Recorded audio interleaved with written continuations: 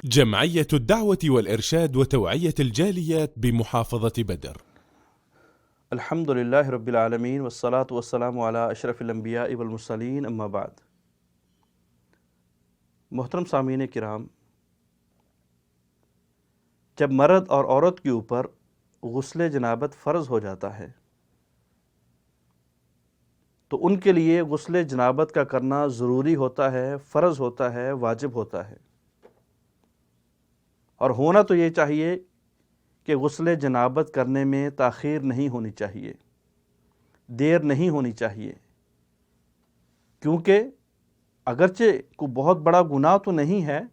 لیکن آقا علیہ الصلاۃ والسلام کی یہ حدیث ذہن کے اندر رہنی چاہیے۔ فرمایا کہ رحمت کے فرشتے 3 آدمیوں کے قریب نہیں آتے، کافر کی میت کے، کافر کی نعش کے،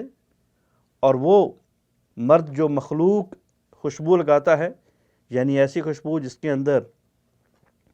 زعفران کی ملاوٹ ہوتی ہے، اس کے اندر تکبر اور رعونت آ جاتی ہے، اور تیسرے نمبر پہ جنبی آدمی، چاہے وہ مرد ہے یا عورت۔ تو غسل جنابت فرض ہو جانے کے بعد فی الفور غسل کر لینا چاہیے، لیکن اگر اس کو آئندہ نماز تک کے لیے لیٹ کر دیا جائے یا تاخیر ہو جائے تو اس کے اندر کسی قسم کی قباحت نہیں ہے، اور اس دوران جتنے بھی ضروری کام ہیں ان کو سر انجام دینے میں بھی قباحت نہیں ہے۔ مثال کے طور پہ کھانا کھانا ہے، بازار جانا ہے،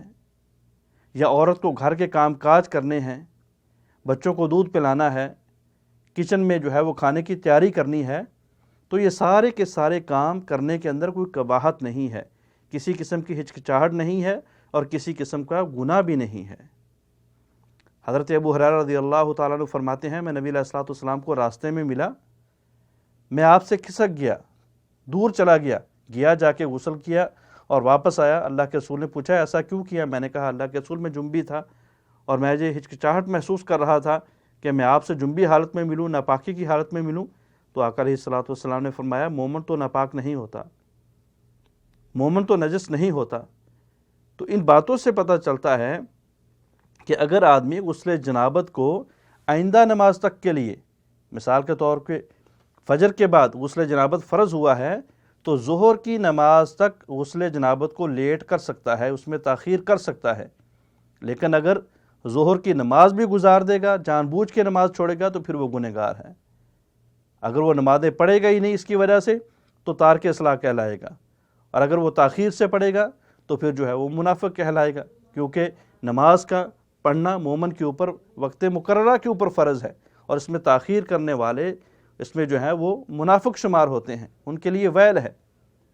تو بہرحال غسل جنابت فرض ہو جانے کے بعد ضروری کام سر انجام دینے میں کسی قسم کی قباحت بھی نہیں ہے، اور یہ جو معروف باتیں ہیں کہ اگر انسان غسل جنابت نہ کرے، یہاں پہ وہ جائے گا وہاں پہ سرسبزہ نہیں اگے گا،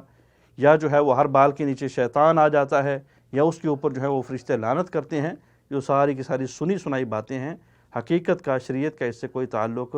نہیں ہے، بلکہ شریعت انسانوں کے اوپر رحم کرتے ہوئے اور ان کے اوپر سہولت کرتے ہوئے ان کو آئندہ نماز کے وقت تک کی تاخیر کی اجازت دیتی ہے۔